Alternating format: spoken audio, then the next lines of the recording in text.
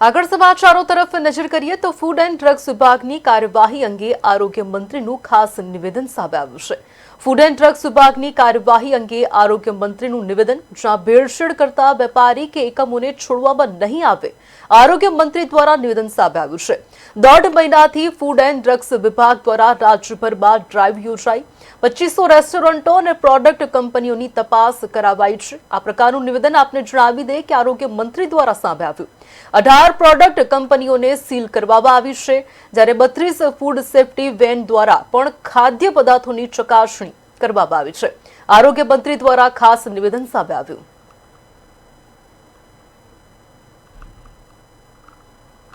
1.5 મહિનાથી આરોગ્ય તંત્ર કે આરોગ્ય વિભાગ અમારા દ્વારા ફૂડ એન્ડ ડ્રગ્સ વિભાગ દ્વારા જે ભેળસેળ કરી રહ્યા છે, આ લોકોને કોઈ પણ સંજોગોમાં છોડવામાં નહીં આવે। આ એક પ્લાનિંગ સાથે અમારી ટીમ કામગીરી કરી રહી છે।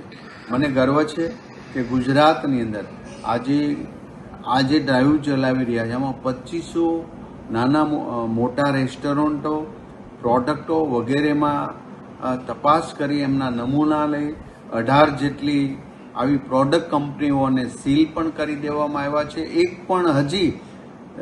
એક પણ વ્યક્તિ કે આવું પ્રોડક્ટ કરનારને અમે બક્ષવાના નથી। આજે નહીં તો કાલે એને ત્યાં અમારું આરોગ્ય વિભાગ પહોંચશે। 32 અમારી ફૂડ સેફ્ટી માટેની વેન છે, એ જુદા જુદા વિભાગમાં સતત રાઉન્ડ ધ ક્લોક ફરી અને લોકોને જાગૃતતા માટે એનાલોગ પનીર શું છે અને શુદ્ધ પનીર શું છે આની પણ જાગૃતતા આપે છે। જે રેસ્ટોરન્ટવાળા એનાલોગ પનીર યાની કે પામ ઓઇલ અને મિલ્ક પાવડરમાંથી બનાવેલું પનીર, જે ખાવાથી તમારા શરીરને પૌષ્ટિક નથી આપતું, જે ખાવાથી પહેલું થઈ શકે, પરંતુ જે પનીર ઓરિજિનલ છે એ ખાવાથી શરીરને પોષણ મળે છે। તો આ બધી જ માહિતીઓ લોકોને આપી રહ્યા છે। તો આજે ગુજરાતભરની અંદર જે આ કાર્યવાહી થઈ છે એ લોકોએ ખૂબ આવકારી છે।